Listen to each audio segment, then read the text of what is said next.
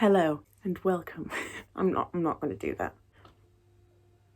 Me and this leaf have been beefing the entire video, so look out for that. This is the first video of my new type of content. We're going to be discussing true crime cases whilst doing our makeup, getting all glam. It's a fun time over here. It's very gruesome, there's a lot of details, but enjoyable. That's not the right word I want to use. It's interesting. It's a time. Yeah.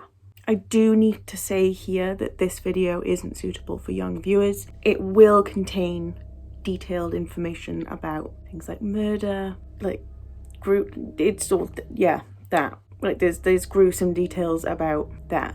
So viewer discretion is advised. Watch at your own risk. But yeah, definitely not suitable for younger viewers. For all you older peeps out there, grab a cuppa, do your makeup with me, let's have a chit chat about true crime. In this video, I will be talking to you about the Moors murders. Let's get into it.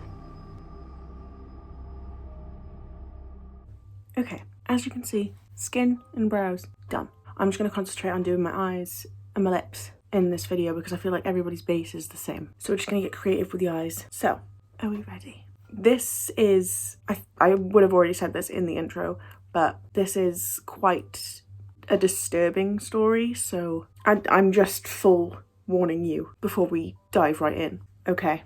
This is the disturbing story of how Myra Hindley and Ian Brady abducted and murdered 5 children.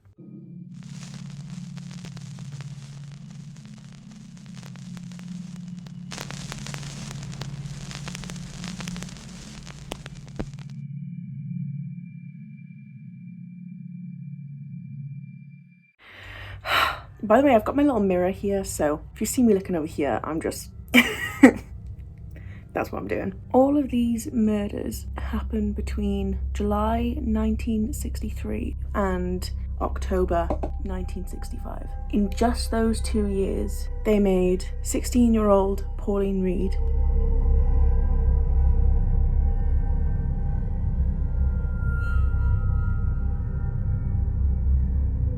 12-year-old John Kilbride,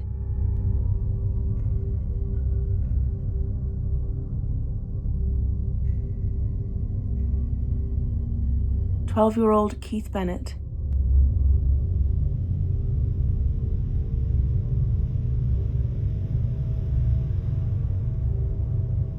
10-year-old Leslie Ann Downey,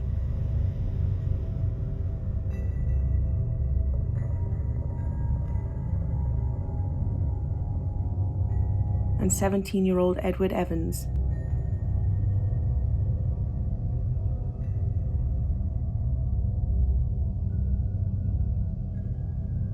The victims of some of the most gruesome and cold-blooded murders in British history.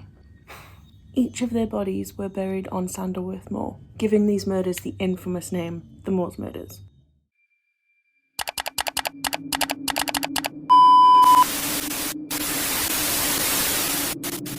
Who are Myra Hindley and Ian Brady?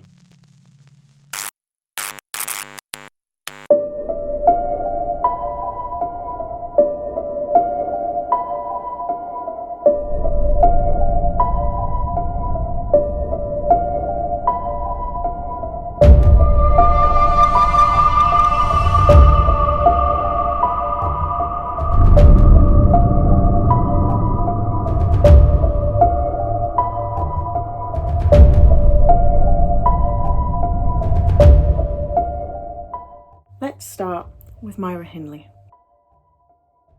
There isn't much about her life before everything happened, but what we do know is that she lived with her grandmother, who didn't live too far away from her parents, but she lived with her grandma because her parents were raising her little sister Maureen.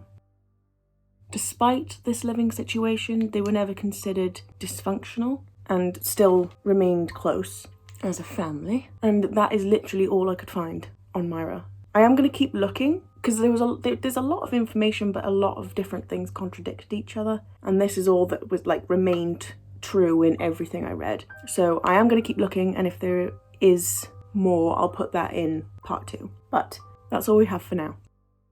Moving on to Ian Brady. There is a lot more information about him. He was described as a narcissist and someone who is very anti-authority, saying he felt paranoid and felt like everyone was conspiring against him. He was described by his co-workers as quite quiet most of the time and like kept to himself, but he did have the tendency to act out. Apparently he was very different when he was outside of work. He was a petty thief. I keep hitting this plant.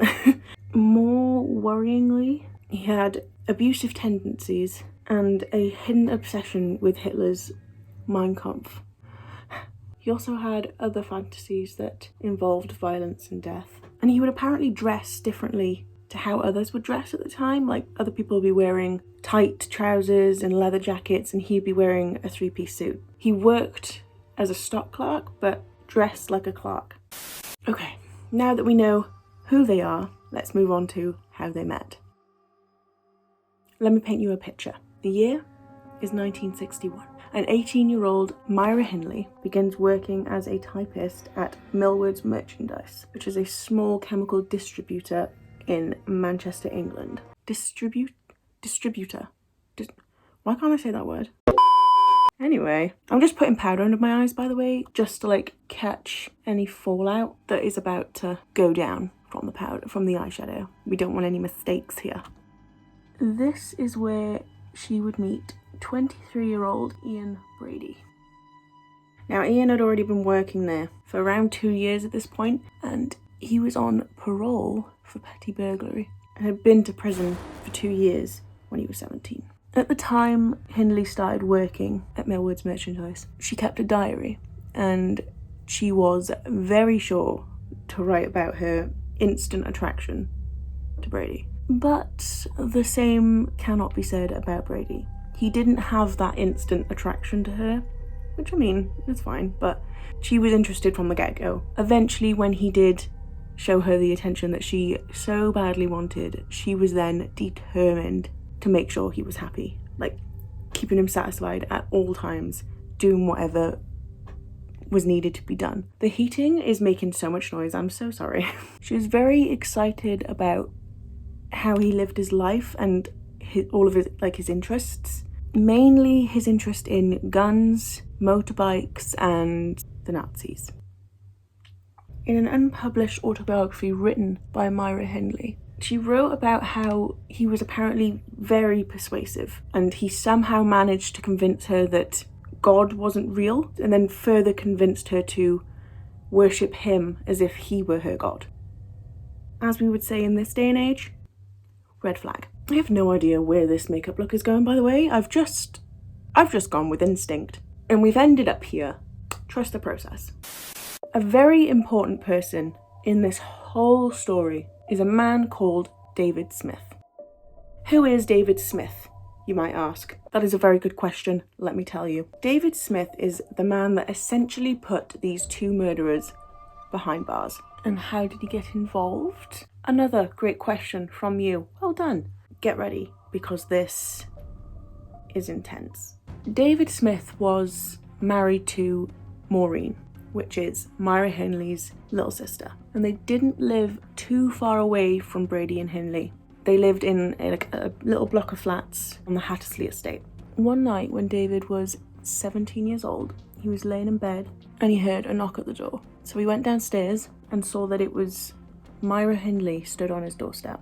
Myra said to him, "I've come round because Ian's got some bottles he wants to give you. Will you walk me home?" So obviously he says yes, doesn't think anything of it, seems fairly innocent. I mean, it is his sister-in-law after all. So he walks her home, they get to the house, they go inside, she takes him to the kitchen and says, "Wait here a minute," while she then goes into the living room. All of a sudden, there are so many noises coming from the living room. Shouting, screaming, bangs, everything. And David hears Myra scream, "Dave, help him." So then David runs into the living room and straight away sees Ian Brady in the middle of the room hitting a young boy over and over again with an axe. That young boy was 17-year-old Edward Evans. Very little is known about Edward Evans. All we do know is that Ian Brady picked him up from Manchester Central Station and managed to lure him back to his home that he shared with Hindley and her grandmother. Yes, they still lived with her grandmother. After Brady stops hitting him with the axe, which David said that he thinks was about 14 blows, he then moves on to strangling him and calling him all types of disgusting names, swearing at him, screaming in his face, everything under the sun, screaming at him. And then it's over. It just stops. And now it's just Ian Brady, Myra Hindley, and David Smith in the house. David said, and I quote, "Everything has to be normal. Otherwise I don't leave that house alive." Can you imagine being in that mindset? Like, you've just witnessed that, and now you have to be like, I have to pretend like that's okay with me, because I don't want the same to happen to me. Anyway, moving on. David didn't care what he had to do, as long as he got out alive. As long as he could leave the house, he didn't care what he had to do. This led him to helping them clean up the body and the mess. They wrapped the body up and took it upstairs, and then came back downstairs and cleaned up the living room. If that wasn't disturbing enough, after all that's done, Brady then hands David the axe and says, "Feel the weight on that," and then asks him, "How do you think he took that?" I cannot even imagine what was going through David's head at that point. I don't want to imagine, but... And what makes this conversation even worse is that Hindley then sits down and says, "I saw the blow register in his eyes." Like, it's just so easy for her to say that. Like, this is just a normal conversation. Like, put yourself in that room. A normal person wouldn't be thinking this is normal. You wouldn't be thinking about it. You'd just be like, I need to go to therapy for the rest of my life. This has scarred me. That's what you'd be thinking about, is I'm never going to be the same again. Not, I saw the blow register in his eyes. It's really hard to, like, don't get on my nerves. I'm in a mindset. It just makes me feel really uncomfortable, as it should. Oh, they finish up at the house, all that stuff. David gets home and he is covered in blood. First thing he does is he goes to the bathroom and he vomits. Understandable. His wife Maureen is still asleep. All he wants to do is go to the police station, but he's too scared. Like, he's too scared to leave his flat. So he waits around 2 to 3 hours, because at that point then in the day, it's, you know, there's people on the street, shops are open, he feels a little bit safer. There's a loud beeping going on. It sounds like a crosswalk beeping, but I don't live near one of those. Whatever could that be? Anyways, let's hope it's not too loud on camera. Now that he feels safer, they've left the flat and they've made their way to a phone box. He immediately calls 999, talks to a police officer and says, "Pick me up." He doesn't want to say it over the phone. He says, "Pick me up." He tells him his name and his location and just says, "Can you send an officer to come pick me up?" So that's what they do. They pick him up, they take him to the station and take him somewhere private so that he can talk. But when he gets there, he still isn't ready to talk, which obviously I've never been in that situation, and I hope many people have never been in that situation either. But like, you can agree that it would be hard to talk about, especially because it's somebody that you know. Anyways, the police officer was fine with that and said, "Take your time." This leaf is in my head. Do you mind? The police officer said, "Take your time," and apparently all he wanted to do was smoke. You know, stressful time. After the officer tells him, "Take your time, do what you need to do," David just bluntly said, "It was murder." On this day in October 1965, when David told the police what had happened, what he saw, no one knew what this was. No one knew that they were dealing with serial killers. They thought this was just a one-off killing, but boy were they wrong. This, in fact, was actually their final killing. There were, as we know, 4 other very, very gruesome, horrific murders that happened before this final one. Now, almost immediately, the police arrive at Hindley and Brady's house. Hindley answers the door and Brady's laying on the couch, as if everything's normal. And apparently there were no signs of the gruesome scenes that David had just explained to them. There was no signs that a murder had just gone down on that living room floor. Police reported that apparently both Hindley and Brady were calm, cool, and polite. Basically putting up a face. I'm gonna just come out. They were just putting on a face. But after searching the house further, they discovered the body that was upstairs. The body of Edward Evans. Brady was then taken to the police station. Hindley was not arrested at that point. So Brady was arrested, he was taken, he was photographed. That's where he went. Why wasn't Myra arrested there and then too? Because David must have told them that they saw Ian doing the killing, so therefore Brady is the guilty one in the situation. That's what the police thought there and then. A journalist called Clive Entwistle wanted to find out more about the whisperings of a murder that happened in the area. I'm really not doing much to my eyes, am I? This is taking its time up here. I'm just chatting.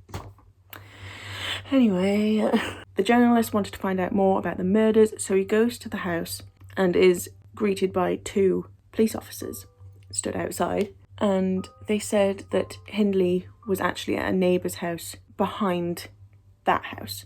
So he goes over to the neighbour's house and sees Hindley sitting in the window, just blankly staring out. She's wearing a summer dress. Her hair isn't like the big voluminous hair that she usually had and what people had at the time. It was quite flat. Obviously, I mean, she's not going to be styling her hair at that point, is it? He tried to question her for about 20 minutes, but she just stayed silent. All she would say is that her name was Myra Hindley and that she shared that house with Brady. Everything else, she just blanked him and looked out of the window. This was literally just a few days before Myra was arrested herself. Now, after searching for more information far and wide, the police were tipped off about 2 suitcases, one brown, one blue, that was at a train station nearby. It contained evidence that those suitcases were in fact Ian Brady's suitcases. One major piece of evidence was that there was an Inland Revenue form with Ian Brady's name on it.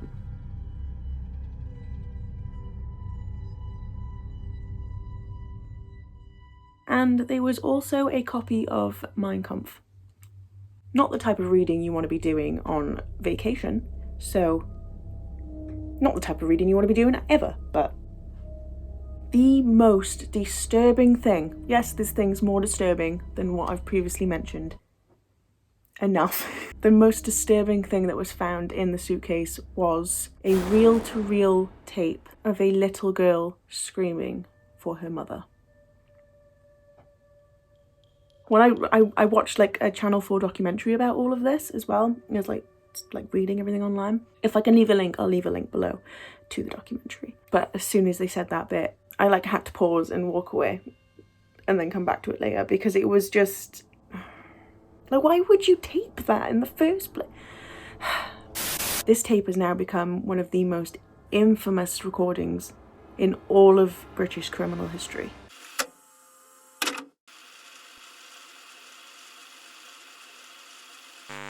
Myra Hindley's voice was very clearly heard on the tapes, and therefore proved her involvement in the entire thing. So, 5 days after the arrest of Ian Brady, Myra Hindley was then finally arrested too.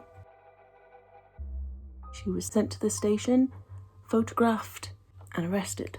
After being sentenced for her crimes, Myra Hindley became Britain's longest serving prisoner.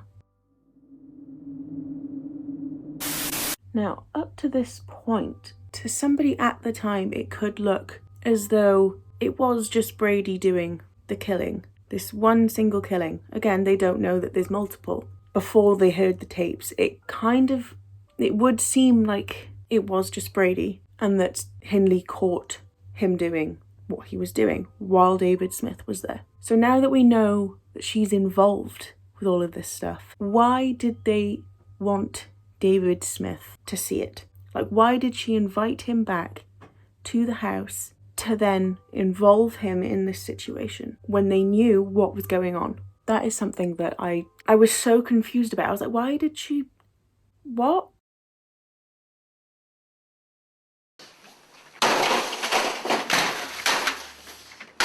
Tell me why I just filmed for like 10 minutes and the audio cut.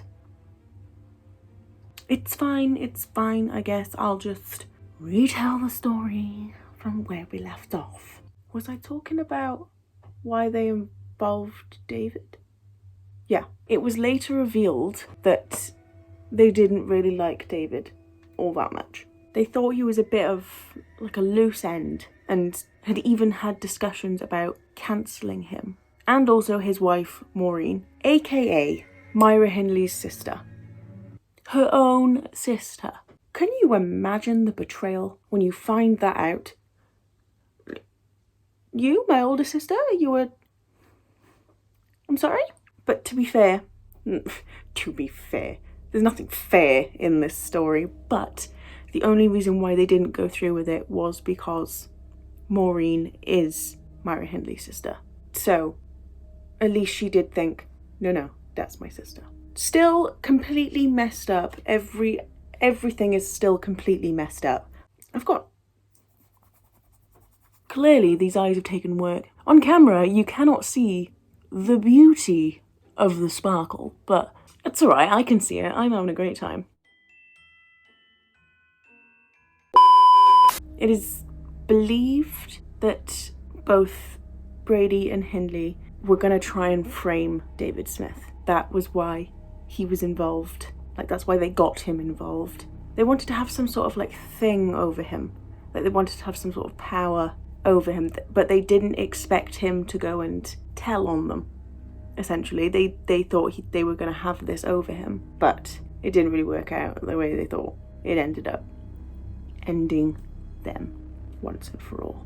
You go, David Smith. You go, Glen Coco. My throat had the gurgle wurgles. That was not the time. Now, you might be thinking, why was their last victim a 17-year-old when they had previously gone after children? A reason for that would be killing children raised too many questions. A missing child is going to cause so much drama. It's going to involve the police, there's going to be people looking, they'd already been through this because they'd done it 4 times previously. They went on to a 17-year-old because then they could just look at a 17-year-old and say, oh, he's run away. Like, their immediate thing isn't, he's been kidnapped, something's happened to him. It should be that, but it would go down the lane of, he ran away. It's believed that Edward Evans was actually kind of a loner, like he wanted friends. So it's not surprising that when Ian Brady was being very friendly and seemed like all he had was good intentions and seemed like he could be a friend to Edward Evans, Edward was then thrilled, like he was happy. It's crazy to me how all of this has happened because they thought they could outsmart someone, David Smith, but it didn't go the way they wanted. And that's why in October 1965, the police took 2 routine mugshots that ended up being 2 of the most infamous mugshots in history. Okay, makeup is done, and I think this is a good place to stop for part 1, and then I will continue for part 2, new look, and that video will be up after this one. Obviously, I'm not going to go in different parts. This leaf, can you see me beefing with this leaf? That is the end of part 1. I'm in my element right now. It was more difficult than it like looks when other people do it, because like I'm trying to concentrate on doing my makeup and speak and remember every little bit of information, but like it'll get easier as I keep doing it, right? It's just new for me because obviously I'm used to just sitting here doing my makeup. So if you liked this new type of content from me, or like if you're new here and you liked the video, then make sure you subscribe and hit the bell so you don't miss part 2 and further uploads. I'm very excited to see you in the next video.